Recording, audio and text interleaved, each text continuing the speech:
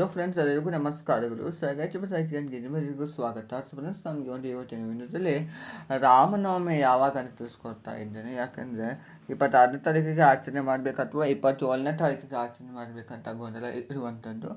So ಅದ್ರ ಬಗ್ಗೆ ಒಂದು ಸ್ಪಷ್ಟವಾದ ಮಾಹಿತಿಯನ್ನು ಕೊಟ್ಬಿಡ್ತೀನಿ, ಬನ್ನಿ ತಿಳಿದುಕೊಳ್ಳುವಂತೆ.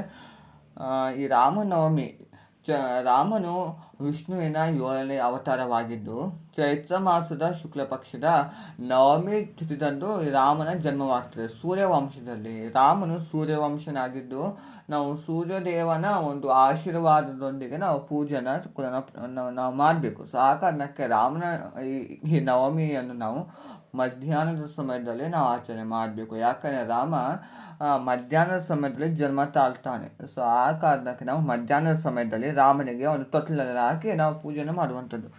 ಈ ಸಲ ನಮಗೆ ಚೈತ್ರ ಮಾಸದ ಶುಕ್ಲ ಪಕ್ಷದ ನವಮಿ ತಿಥಿಯು ಯಾವಾಗಪ್ಪ ಅನ್ನೋದಾದರೆ 26ನೇ ತಾರೀಕು ಗುರುವಾರ ಬೆಳಿಗ್ಗೆ 11:49 ಪ್ರಾರಂಭವಾಗಿತ್ತು. 27ನೇ ತಾರೀಕು ಶುಕ್ರವಾರ ಬೆಳಿಗ್ಗೆ 10:07 ಮುಕ್ತಾಯವಾಗ್ತದೆ.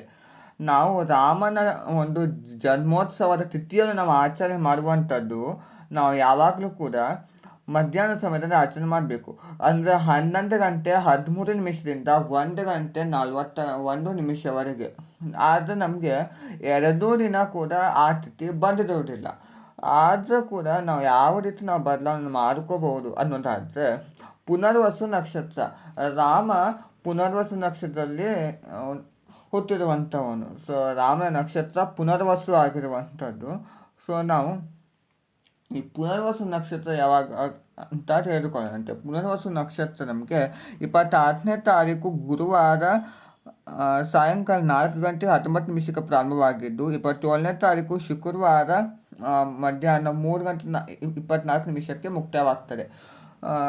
ಸೊ ಆ ಕಾರಣಕ್ಕೆ ನಾವು 27ನೇ ತಾರೀಕು ಶುಕ್ರವಾರ ರಾಮನವಮಿಯನ್ನು ಆಚರಣೆ ಮಾಡ್ತೇವೆ.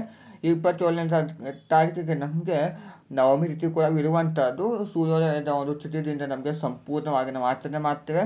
ಮತ್ತು ನಮಗೆ ಪುನರ್ವಸು ನಕ್ಷತ್ರ ಕೂಡ ಇರ್ತದೆ. ಸೊ ಆ ಕಾರಣಕ್ಕೆ 27ನೇ ತಾರೀಕು ಶುಕ್ರವಾರ ನಾವು ರಾಮನವಮಿ ಹಬ್ಬವನ್ನು ಆಚರಣೆ ಮಾಡ್ತೇವೆ.